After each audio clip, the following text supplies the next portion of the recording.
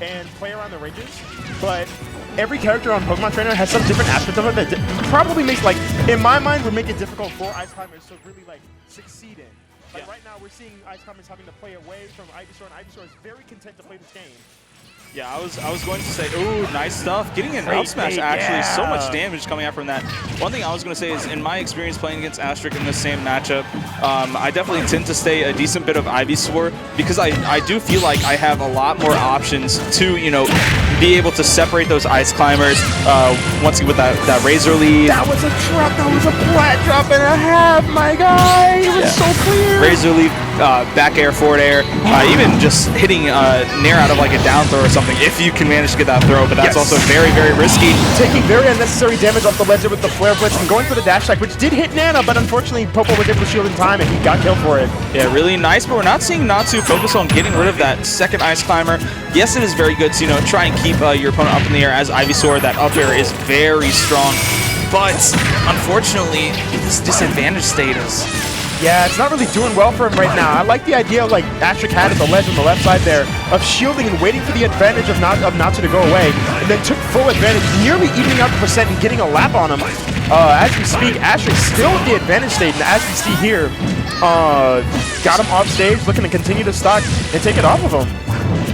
Yeah, one thing Natsu has to watch out for is a lot of these traps that Astric is going for. You know, he's doing these desyncs. Oh, yeah, right there. There it is, right literally. There, as I was saying, you gotta watch out because, you know, he's trying to do something to try and make you think, like, oh, he's not doing anything crazy here. It's like right there, he did the little back air to set up a desync, which is really smart on Astric there. You know, one thing I've noticed about this matchup in particular is that Natsu, when he gets caught, obviously these bigger bodies that he has between the two characters are getting caught more often. So it makes me wonder, like, why doesn't he try Squirtle at any point? I understand, like, it may be a little difficult to get in and out, but, like, Squirtle's moves are relatively safe on shield. Ooh, that's not going to be safe. That is going to be a hard punish with the F smash. And a 3-stock from Astric to take game one. We didn't see Squirtle outside the very beginning of the match, and that was really it. Yeah, I do think Squirtle is definitely, or like, I mean, Squirtle is very, very good. Personally, I think Squirtle is probably the best of the three. I think it's the best one. Like, I do agree, or I come from the understanding, or like the belief that all three of them are very good in like respective matchups. Yes. Whereas you, in some matchups, like say floaties, you're going to be staying Ivysaur and Charizard. And like stuff like that. Like especially in Peach, because Peach can have a hard time struggling against the range of Charizard back air. But like in other matchups, you know, you want to use that Squirtle. I feel like this is one of those matchups where you want to stick with the Squirtle and the Ivysaur. I do concur, because Charizard. The agility of Squirtle is just so good, and definitely at those higher percents, you do want to try and go to that Ivysaur and play kind of the range game. Yes.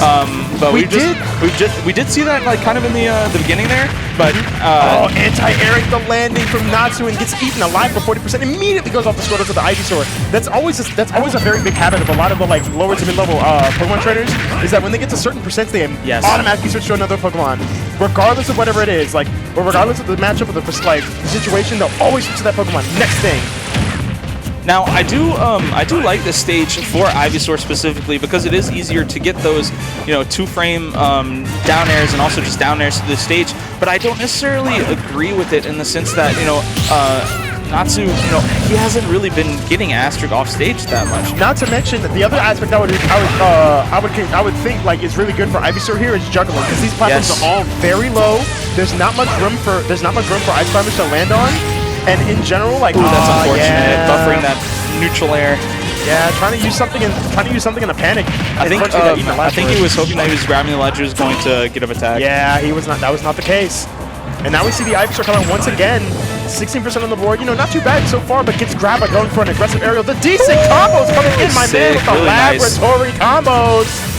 You already know, Dexter's Laboratory. Back to the lab again.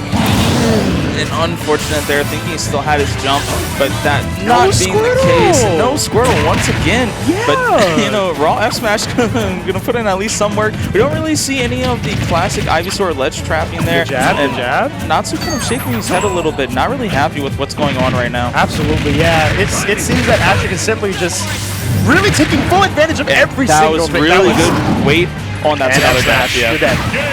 Because Ice Climber F Smash absolutely, you saw it there, it decimates stocks. It is destructively good. It's unfortunate that Natsu went down in such a fashion, but I do expect, like, you know, improvements to happen in the future.